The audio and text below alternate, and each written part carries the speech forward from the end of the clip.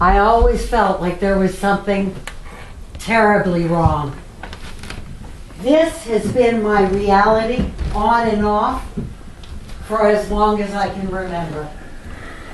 Torn between this and that, the pains of yesterday, the joys of today, the woman I've become, the broken child that I was. And my past, it still infiltrates my present from time to time. They call it post-traumatic stress and flashbacks and some other mental health issues. But as soon as I had my daughter, everything changed. I felt grounded.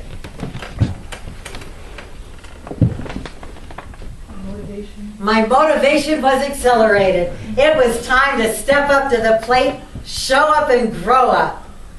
Practice driving my emotions as opposed to them driving me. And all that I had learned in therapy. From the time she was born, I knew a love like never before, solid and everlasting. In her childhood, we were each other's everything. She depended on me. And then came her teens. And I had to do some adjusting. One day, we stood face to face. I looked in her eyes. You and I have been joined at the hip and have walked side by side since day one. And now we're entering a new phase. I put my hands on her shoulders and I spun her around. We were no longer face to face. Her back was to me.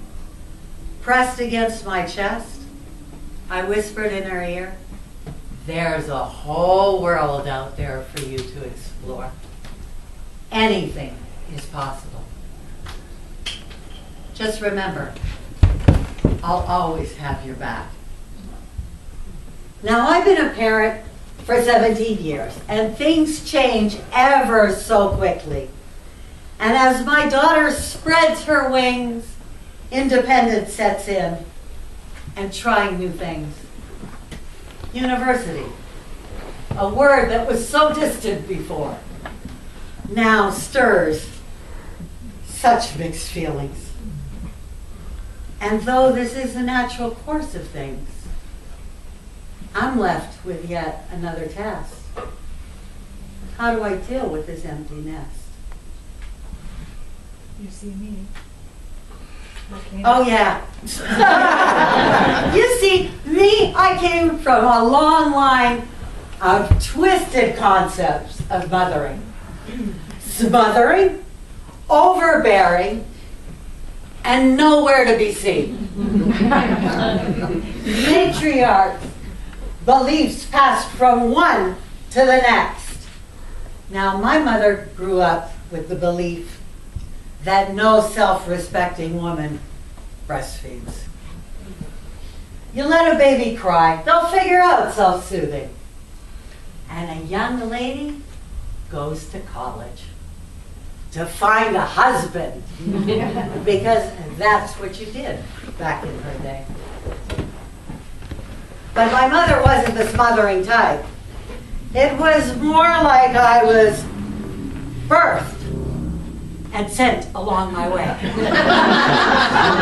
to figure things out on my own. And my world, it made a mess of me. So I was determined to do parenting differently. I read and I researched different philosophies. Barbara Coloroso was the one that resonated with me. But in the process of mothering, I forgot about some of my own basic needs. And I wasn't expecting to be doing single parenting. Divorce was not a part of the plan. For the first time, I thought I had gotten it right. I worked social services. I got married. And then I got pregnant. But mental health issues crushed what we once had. And my tainted past, it also had its impact.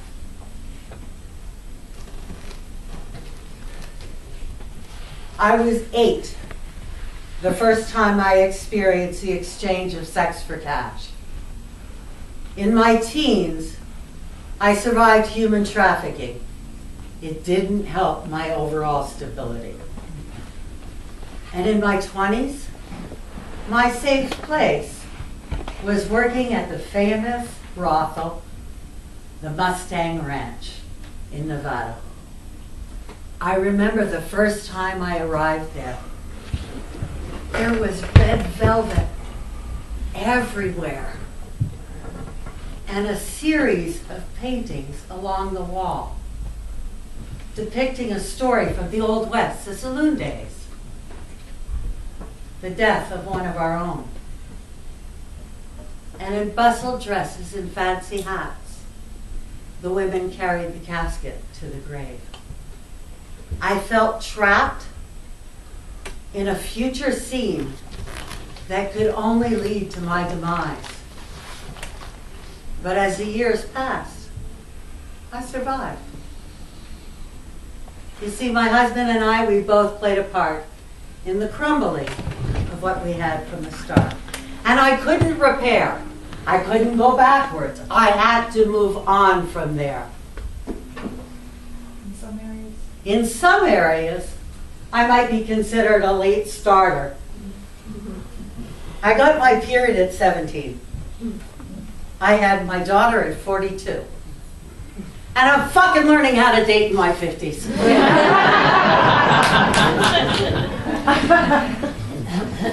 I get to add hot flashes, dryness, and thinning walls to the mix of my insecurities. Replens. Vaginal moisturizer and lubricant.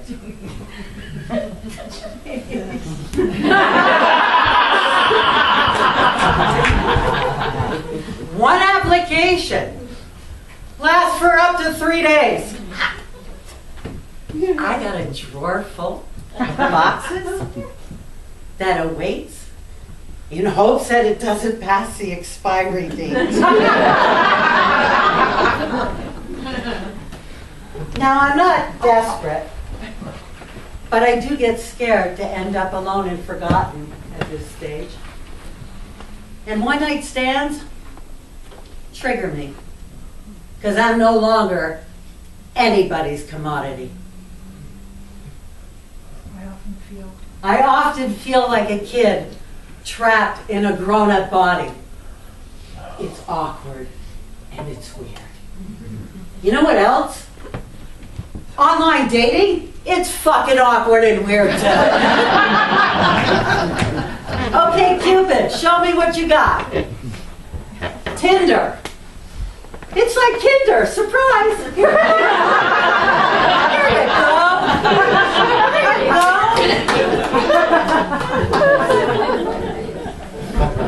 Resume writing checklist, minimal investments, the art of courtship and communication's gone awry. I get a lot of, hey baby. Sometimes I just get hey, and nothing more. And guys, when I'm guys. Oh yeah, when guys, they're opening White's house for a weekend, I'm fucking tempted to cut and paste my reply. I'm bored before I've even gone on a first date. This small talk via text is so limiting and so open to misunderstanding. I've had guys hit on me in totally different countries I'm talking way further than Buffalo. I went on a dinner date. I was the only one who ordered an 8. Swipe to the right. Swipe to the, my other right. Swipe to the right. Swipe to the left. Reminds me of online shoe shopping in the hopes of a good-looking, comfy fit. One swipe to the right. It's a match. His reads, I want to elevate small talk into something deep. And I'm thinking, that sounds promising. His reply, emojis. Wait. Wait, what? A banana and a set of lips.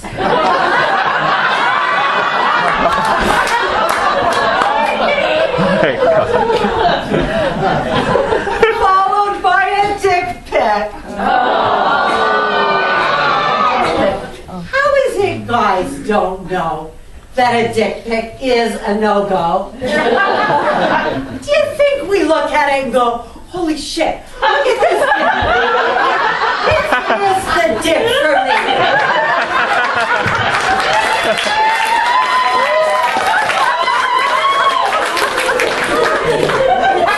Dick of my tree.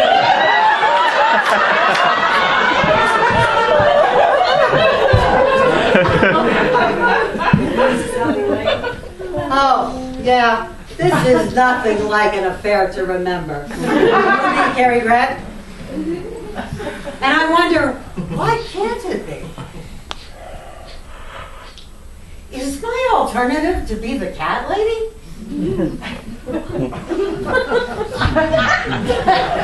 I want the courtship. I want a man's arms that I can fall into, whose word is as solid as gold, who exudes integrity. I want to hear, baby, everything's going to be all right when I'm feeling scared and small. To be emotionally safe and sexually aroused.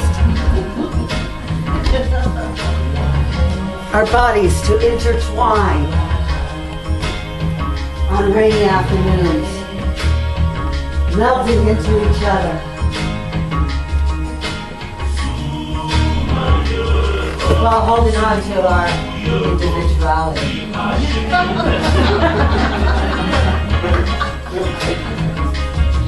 Because fuck, that sounds good to me.